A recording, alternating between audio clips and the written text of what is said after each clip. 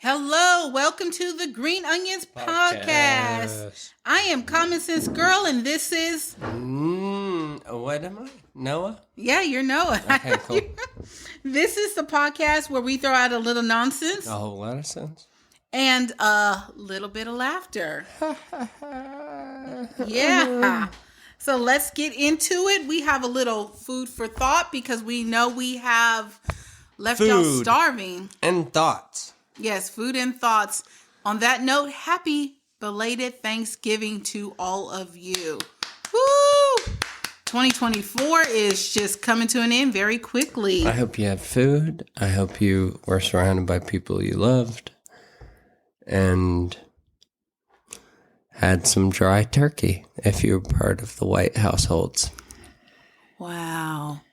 You know, I want you to know I have been to white households and I did not have no dry turkey. They don't know how to season, though. I don't know which white people you've been around, but I've had some pretty good ones. No, the white people. Well, yeah, that's true. I do. Jesus. Welcome to the Thanksgiving episode of the Green Onions Podcast, where we talk about sipping, we talk about dripping, and we talk about... Anna, how was your Thanksgiving? Sipping, dripping, and ripping. Okay. I think it was good. It was the kids' first Thanksgiving with us, and I think it went well. You know, it's not our norm to have little people, but hey, it is what it is, and we'll figure it out next year how to make it normal. Anna, what's your favorite dessert? At this current moment, it is cheesecake. What flavor? Plain. Just plain cheesecake? Just plain cheesecake. And I don't really like New York cheesecake all the time. But Publix has a very good New York cheesecake. Yeah. So whatever you just said doesn't make any sense to me. My favorite dessert is I have drumsticks in the fridge. What's your favorite drumstick? I got the classic one. The chocolate one was good. The caramel one? That's my favorite. Vanilla with caramel in the middle on the top. And then you eat low. Yep. And it's chocolate. Those are really good. That's my favorite. Especially when it gets melty at the bottom. I have not tried whatever the third one is. I should probably look and see what the third one is. It's probably just a plain one. Like, it's nothing exciting. We won't acknowledge that as a person. It's like the they thems. You just don't acknowledge those as people.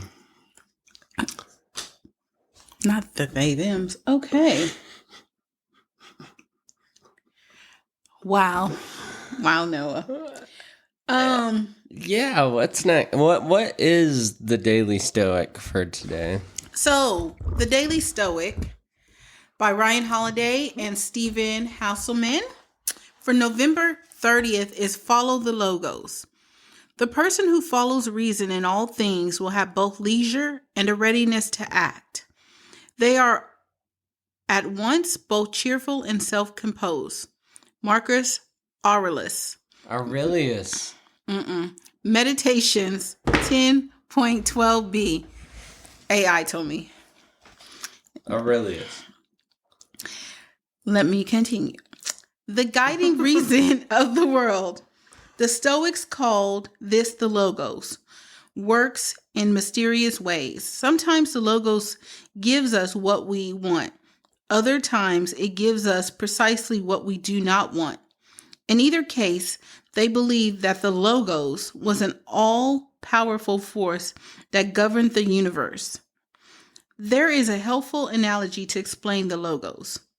We are like a dog leashed to a moving cart. The direction of the cart will determine where we go. Depending on the length of the leash, we also have a fair amount of room to explore and determine the pace. But ultimately, What each of us must choose is whether we will go willfully or painfully dragged. Which will it be? Cheerful acceptance or ignorant refusal? In the end, they amount to the same. Drag me in that infinite refusal.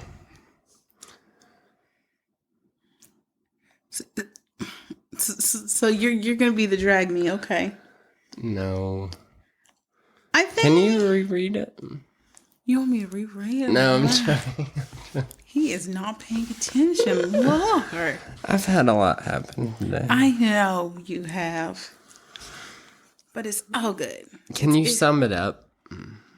Not really. But, so there's logos. You didn't get it either. So there's logos. I feel like we should just reread it. But no, listen, there's logos. Oh my God. And the logos are what determines, gives us what we want or other times what we do not want. And this is what is the force of the universe. So as we're all over here thinking, oh, the universe will provide, there's something else behind the universe. Oh, you called logos. Again. Called logos. Which I never heard of this whole logos thing before. But it just basically says we are like dogs on a leash to a moving cart. So I feel like everybody else is. Everybody else is, not you? Yeah, I feel like I'm the car. You're the cart. No, the car. I feel like I'm dragging everybody else. That's and sad. I feel sometimes like it's too much. Funny that you say something like that. So I can't remember the exact verse in the Bible, but you know how like we think, and I'm not saying like you and me specifically, but people in general believe that we are to fill other people's cups. And the way the guy explained it, he's like, but think about it, you're always drained, you're always tired. He's like, no. He's like, cup runneth over. They're supposed to get your drippings. Your cup is supposed to be running over. They're supposed to get your drippings because you're not supposed to be drained and tired from, feeding into people, especially people who give two craps about you. And that's kind of what this is reminding me of this conversation right now is you're like, man, I feel like I'm dragging other people because you're feeding into them. They're not feeding into you. And clearly your cup is runneth over and they're taking. Plus you're feeding into them. Because I know I can definitely say at work, you definitely do that. You definitely put a lot into people. No, and that's something that's semi-hard for me to understand is I will, not even just at work, like you said, I will pour myself into, even if myself needs a top off, like even if, like mentally, physically, I need a top off and to like fill up as a human, mm-hmm. I will still take the fluid that was supposed to top myself off, pause, and pour it into everybody else. I really will. And You do. And I think that's why you get mentally drained. I do, even with the situation today. It's sitting there being like, were you just looking for something? Right. Because you being around me and saying what you just said, all you do is give to everybody else X, Y, Z. I know I do that. And for somebody that I'm supposed to care about to not see that, it makes me feel like a piece of shit. It makes me feel very minute. And then when you make somebody that's giving themselves all the time to other people minute, when the person that is doing that to the person that's giving themselves is probably a narcissist. And then you make that person feel that way. It makes them feel so tiny. Mm-hmm. And I don't think the narcissist understands that. No, they don't. No. Absolutely. They don't. And that's why when people get out of those situations with a narcissist, and there's several different narcissists, but when they feel like emotionally drained. They feel mentally drained. It's almost like you would hit them over and over. I mean, they feel like really defeated. And a lot of them come out of the relationships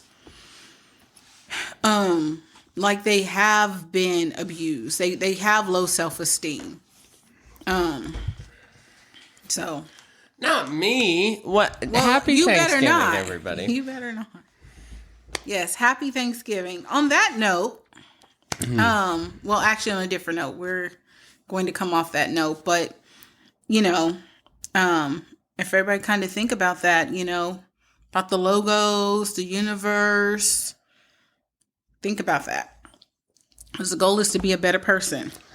Was there anything that anybody heard from me? I don't think so. I'm getting over a sickness currently. What's the fastest way to your heart? Oh, Me? You're the fastest way to your own heart? Oh, Jesus. No,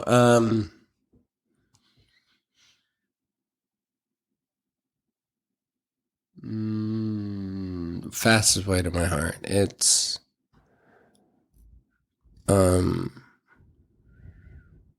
probably comfortability. If Explain. you make me feel like I don't have to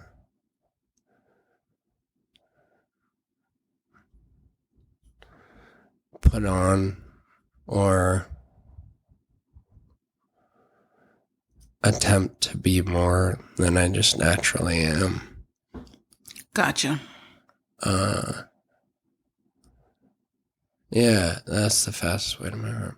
I don't care about any of the love languages. I don't care about gifts. I don't care about quality time. I don't care about any of them. They're all so stupid and they're all so materialistic, even if it's just like quality time, when that's not something you can hold. It's just all very easy to put people in a box. And no, my shit is like, if you make me feel comfortable and I like being around that situation and you an extension of that situation, then that's the way to my heart.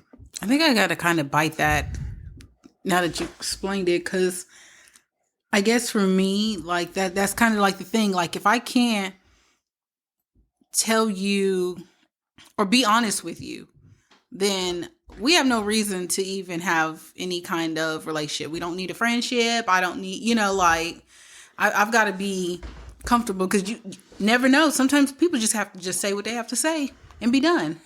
It doesn't have to drag on. No, but also like the best friendships are where you feel comfortable with somebody to say what you need to say. Yeah. And then understand that despite how hurtful what you need to say to that person is, it's not going to blow up in an argument and they're not going to yell at you for 45 minutes. Hence what I just went through earlier today. So. Amen. Hallelujah. Oh, I'm sorry you fucked somebody else. And that I'm dealing with the insecurity of that. Ooh-wee. And yet you're able to yell at me that I downloaded Tinder at some point. I hate you, dumbass broad. Shut the fuck up. Get out my house. Honestly. Noah's had a rough day today. Unnecessarily. Literally unnecessarily rough day.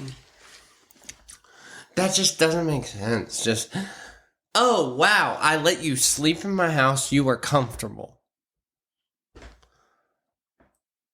I didn't understand that stuff that didn't exist over clicks of thumbs was the thing that made you feel like, I don't deserve this. Oh, you didn't deserve to sleep comfortably somewhere? You didn't deserve for me to get you glasses of water? You didn't deserve for me to, like, provide everything for you that night? Yeah, go to the next Jeffrey Dahmer ass motherfucker that's gonna fucking do whatever the fuck they want to you. And then realize how good you fucking had it with me. He's not Jeffrey Dahmer. No, but he's just, not me. Yeah. They leave me and go to somebody that's a bum. I'm a cockroach. I will always survive. And it's frustrating that these bitches just pick the littlest thing of me because they expect the highest standard of me. The highest standard of me, comparatively to the next guy they're gonna fuck, is... What's the lowest standard for the other guys comparatively to my top standard?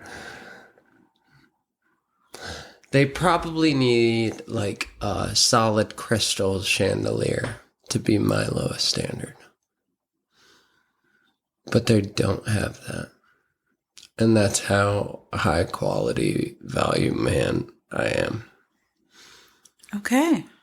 That's going to be on someone's t-shirt. Part of it, not all of it. It's a really long t-shirt.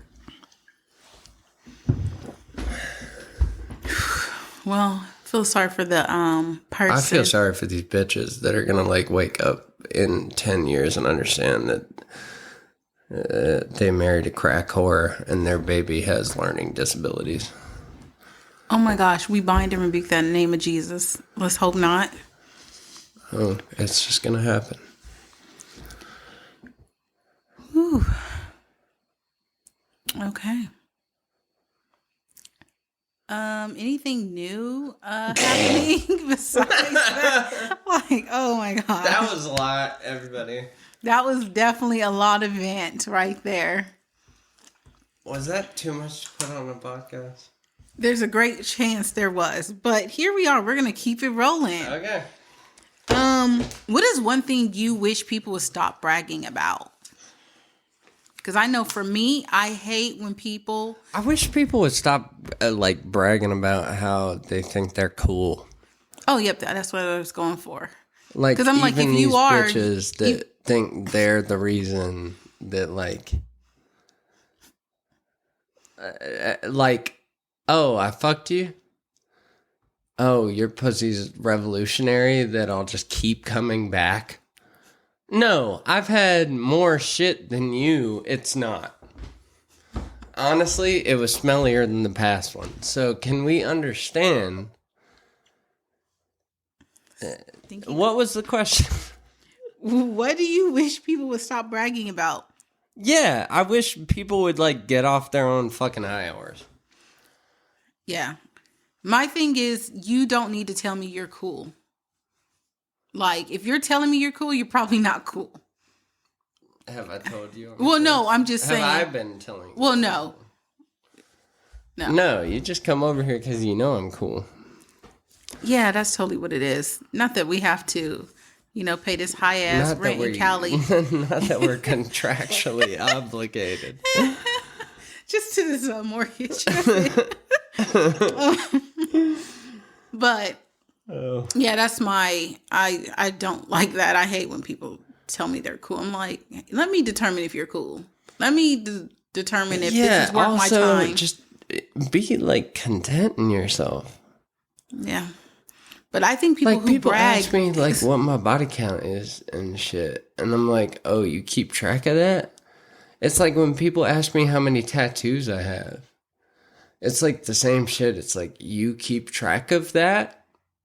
Like, no, I set out when I got tattoos to just get them. Yeah. I don't think you can track when you probably have 1 million. Mm-hmm. Like, you don't set out to, like, go home and journal and tally oh, well, I got this dot. I got this smiley face. I got this. No, you don't do that. It's the same with body count. Nobody fucking gives a fuck about body count. If you're asking me about body count, that automatically makes me put you in the bracket of stupid. Damn, just stupid. Yeah, just dumb. You've automatically lost, like, mental points to me. Because it's like,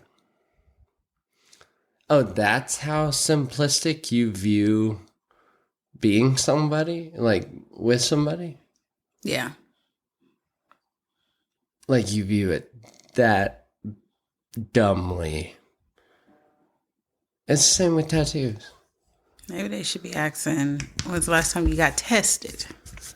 No, they all need to be tested. Well, I mean...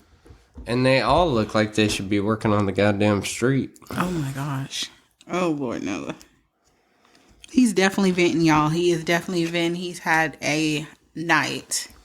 Even that cunt. Oh, no. So, Noah, tell me more. Tell me.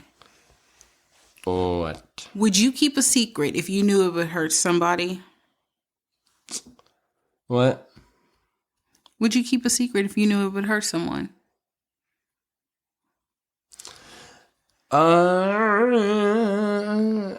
or protect? Depends on the... Or protect for a time period, and then if they figured out, hurt. The latter. Let's go with that one. That means. You would keep it? Yes, because my whole life, a lot of secrets have been kept from me to make me feel like safe and comfortable. Mm-hmm. And even if 2 years went by where I felt secure and safe based on those secrets being kept from me, those 2 years actually like solidified me understanding what like a family was supposed to be. Even if apparently it was all lies. Okay. I can see how that could Fuck that kid up. how that could be How that can fuck a kid up. yeah, I can see how I can fuck a kid, but also I can see how it could easily protect You're him. fucking a kid. No, never. Okay, no Diddy. No Oprah. No Diddy list. Literally, it's so many. You can name any celebrity, hit them with a rock, and boom, they're on it. But that's a whole nother subject, y'all. I guess if I knew that there was a secret that could hurt someone, depending on the secret, I probably would have to tell them, depending on the secret, and hope for the best. Because sometimes when you tell people, like, you can end like relationships because they don't believe you or they just think you're jealous of them, especially when women tell other women's secrets. But I think when it comes to, let's say, a kid, you do have to protect them because you want them to be as innocent as possible. And so, yeah, there's secrets. Now, does it suck when you know the truth if you find out the truth? Yeah, sometimes. And sometimes, hopefully, you're mature enough to kind of realize, like, I see how this is why. No. There's sorry, Mike. There's inner workings of every relationship. It doesn't matter if you're a kid. It doesn't matter if you're uninformed. It doesn't matter if X, Y, Z. the really scary thing to me in stepping into a further stage of relationships, because I've always cut them off. All my examples of relationships have been terrible. It's just all bad. You have to understand that the very young relationship you're getting into, that person you're getting into that young relationship with, has a relationship with 4 other people that if you do one thing wrong, she will ditch you to go to the relationship that has never been beneficial to her. But it's just a cyclical nature of liking to be hurt. So you just gotta understand that, like, my relationship wise, based on my family, me and you have talked about it, Anna, I've had a very weird growth and that's why I talk the way I do. That's why I understand about people the way I do. That's why I have the empathy the way that I do, because you come into this world alone, you die alone. And I don't think other people understand that I've lived majority of my life mentally alone. And it's hard when people say they care, or like try to put their foot forward, or try to actually matter in my life. It's like, okay, but you grew up in fucking Spring Hill to where you had everything given to you. You didn't grow up like I fucking grew up. So don't sit there and like look at me like that. And then when they look at me, when I tell people that, it's like, oh, it's just puppy dog. Oh, I'm so sorry. Do you need a home? Do you need Sarah McLachlan to sing? And give you a warm hug? No, bitch. I'm fine. Just have some empathy. And then everybody just thinks their story is the saddest. I don't give a fuck if your mom died. I'm sorry that now your new parents are funding you to live in one of the richest fucking places. Just shut the fuck up. Okay.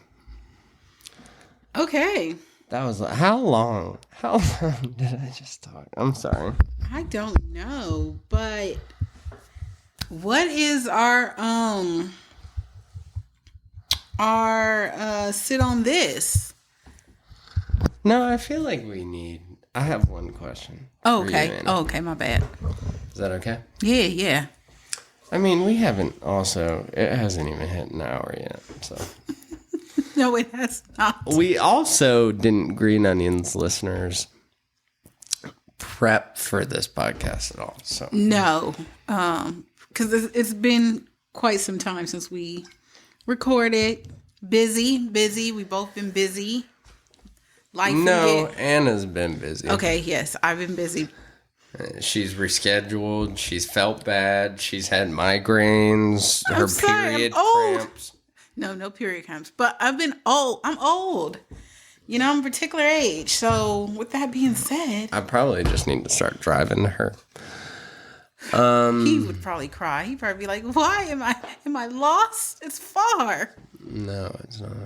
You don't know the places I've driven. It's the country. One time, when I was 16, just got my driver's license, I drove to Atlanta because this girl promised me some pussy.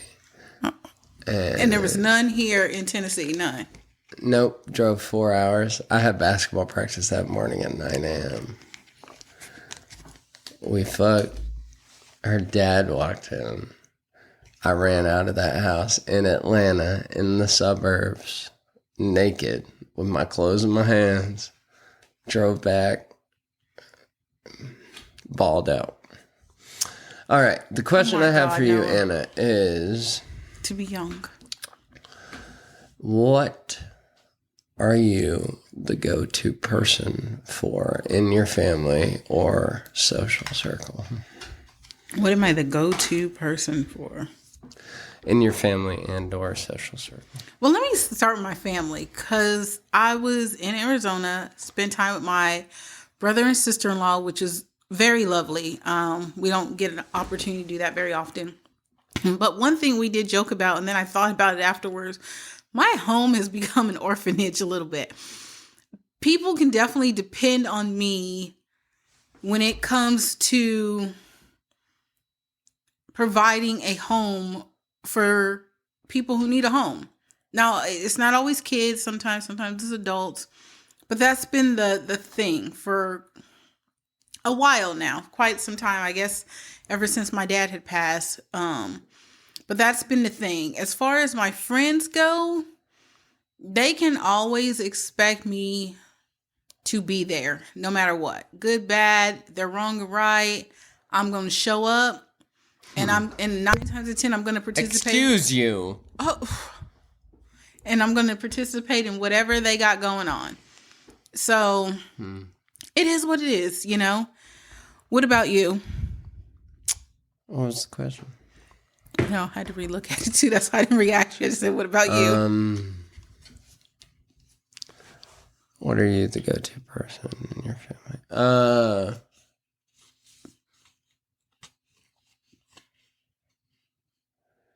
I don't know. I feel like it develops with age.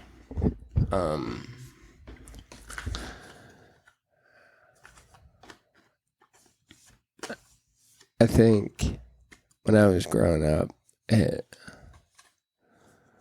I was always the person that tried to make everybody laugh. Mm-hmm. And like was having existential crisis even as a kid, but if you're an empath like I am, you understand that everybody in your orbit is probably having an existential crisis, so you just want to like, fuck yours doesn't matter. How do I just make the other people in my life feel like comfort? Mm-hmm. And that was probably the initial experience of that. And now I'm probably the pariah. I'm probably the guy that people don't want to be around. What about your social circle? Probably the same. Are you sure? I beg to differ. Inform me about as far as our social circle, no. You're the one we're like, what's Noah doing? What about Noah? What about Noah? What about Noah? We want you to be around. And I think somewhere in your head you do like being around too. So I do like to be around. Now as far as your family go, I don't know. But I know you're... No, my family, I've elevated my family to be too cool. To where they think they don't need me, but they've just stayed at a baseline of coolness based on where I got them at the baseline of coolness. It's same with all my exes too. They're just going to stay at the same lame spot because they didn't ride it out with the guy that got them to that spot.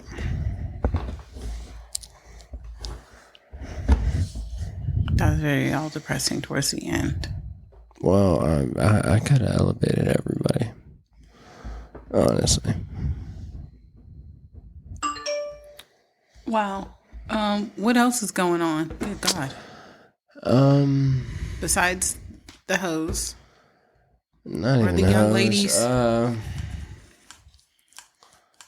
don't know. Apparently, I'm just depressed. Apparently, this podcast I know. brought out that I'm just... Was it just mostly... Should we start over? We're in it to win it at this point. Yeah, you're right. I'm sorry, audio listeners. If you're still there, they're probably like, hold on. We are done with this one. No, existential crisis wise, people need to listen to podcasts and have existential crises. I'm losing my shit because that dumbass broad. Man, this whole podcast has been, oh, I found the one, and then nope. She's retarded. And then, oh, I found the next one. And then, nope, she's fucking dumb as hell. And then, oh, I found, and I don't, is it me? It might be me. Do you watch any Disney movies? Because, but no, listen. Like Camp Rock? They all kiss something unusual, like a frog or something, then it turns into a prince. You're going to kiss a whole lot of frogs before the one turns into a princess. You don't know you just fucking frogs I've kissed. You're kissing. I haven't. You're kissing frogs in this damn town. I haven't even kissed frogs. I've kissed pigs. Well, they might turn into Miss Piggy. Damn it. No, they've all just and been then plus Miss Piggy. And then FYI, you keep getting them here. Who cares? It does matter. It ain't working for you. You gotta change up the scenery. Man, and these bitches are gonna be fine being with Morgan Wallen wannabe on a tractor trailer that doesn't even run with a faulty transmission. They're gonna be fine with that guy. Don't we have a friend like that? That's what I mean. And girls are just content being around like a copy-paste motherfucker. Yeah, they are. And honestly, it makes them feel comfortable because they don't have to actually like work on themselves to match the guy that they're with. Because he's just copy-paste. Stupid. That makes sense, actually.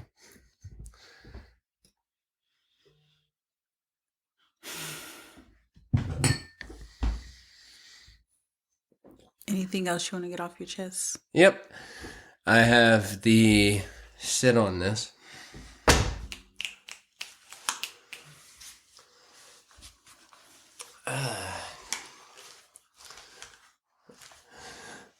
The sit on this for today is from the Book of Awakening by Mark Nepo. It is, what day is it? The 30th. November 30th. And by Mark Nepo, it says, what we hold dear. And what we hold dear can heal the world. November 30th. There is an ancient story of a group of pilgrims searching for the Holy Land. They wandered for days to the bank of a very wide river. It was too deep to cross, and there was nothing to build with. One of the pilgrims prayed for guidance, and a voice appeared, urging each to give up something they held dear. From this they could build a raft, for only that which they held dear would be strong enough to hold them up as they crossed into the Holy Land. There was immediate conflict and suspicion. The one who heard the voice was accused of trying to steal what mattered most to everyone. Finally, 4 of the stranded pilgrims agreed. Each offered what seemed useless to the others: a stone, a feather, a piece of driftwood, a page from a book. No one understood. Mysteriously, as they slept, the dearness they had placed in these things flowed together, and they woke up to find a magnificent raft. Once on the other side, the other who it gave up the feather heard another voice. It said that the Holy Land was right where they had landed. The 4 pilgrims settled on the far bank within view of the other who would not cross it. That night, they burned the raft to cook their food, and the voices told them that the Holy Land is wherever what you hold dear holds you up and then turns to food. The wisdom carried in the ancient myth is what we fear is most private, mysteriously belongs to everyone that is once shared. The things we hold dear release a power that is healing. This is not to say that we should give up what is healing us in the midst of its becoming dear to us. Rather, the story urges us to relinquish personal icons so that they may continue to heal others. It reminds me of the relic of the saint someone gave me when I was ill. A chip of bone from someone centuries ago who began a religion I was not part of. But as I held this relic and prayed and worried and sweat through my terror, it became precious to me. Once well, it became a sacred charm for me until one day the person who gave it to me fell terribly ill and needed it back. I was afraid to give up and felt naked without it, but giving it up made everything holy. I have since, when the time proved right, given away other precious things I have lived with, crystals and books and personal treasures I have long enshrined, for only in use do they again become healing. It is the giving of what is dear that helps us cross the river.